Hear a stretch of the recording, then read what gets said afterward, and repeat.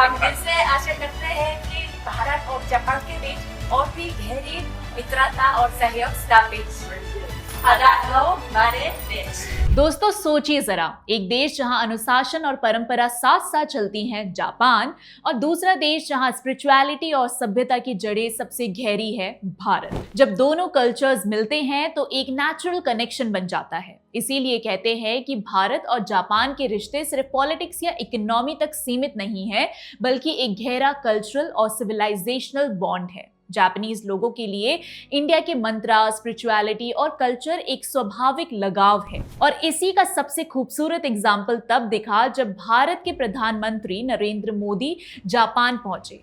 उनका स्वागत किसी पॉलिटिकल लीडर की तरह नहीं, बल्कि एक स्पिरिचुअल और भव्य अंदाज में किया गया। दोस्तों, जब पीएम मोदी हनीडा एयरपोर्ट पर पहुंचे, उनका वेलकम किसी आम प्रोटोकॉल वाला स्वागत नहीं था। एयरपोर्ट में गायत्री मंत्र और अन्य वैदिक मंत्रों की गूंज ने एक स्पिरिचुअल ऑरा बना दिया था। ये सिर्फ एक सेरेमनी नहीं, बल्कि भारत और जापान के बीच की गहरी कल्चरल और सिविलाइजेशनल बॉन्डिंग का रियल टाइम विटनेस था। भारत की विकास यात्रा में जापान हमेशा एक अहम पार्टनर रहा है। हर क्षेत्र में हमारी साझेदारी आपसी विश्वास का प्रतीक बनी है। और उस मूवमेंट को और रिच कर दिया गया जब जापानीज आर्टिस्ट ने उनके ऑनर में इंडियन ट्रेडिशनल परफॉर्मेंसेस दी, वो भी कंप्लीटली इंडियन थीम में।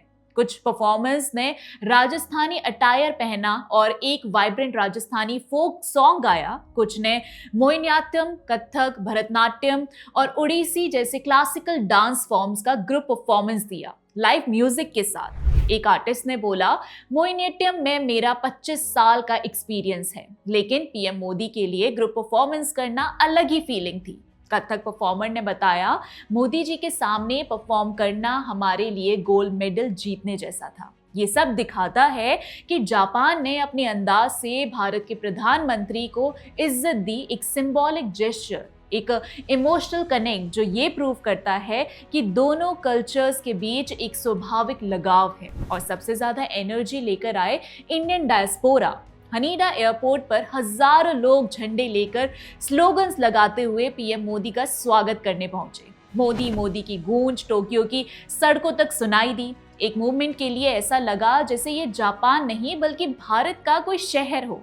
ये सीन एक चीज क्लियर करता है कि पीएम मोदी की पॉपुलैरिटी सिर्फ भारत तक सीमित नहीं है, बल्कि दुनिया के कोने कोने में उनका एक स्ट्रॉन्ग कनेक्ट है। उनके आने से वहाँ के इंडियंस को एक सेंस ऑफ प्राइड और बिलोंगिंग फील होता है, और वो एनर्जी उनके चैंट्स में क्लियरली दिखाई दी। और डायस्पोरा के इस एनर्जेटिक वेलकम के बाद एक इमोशनल मूवमेंट था। पीएम मोदी की अकी अबे से मुलाकात।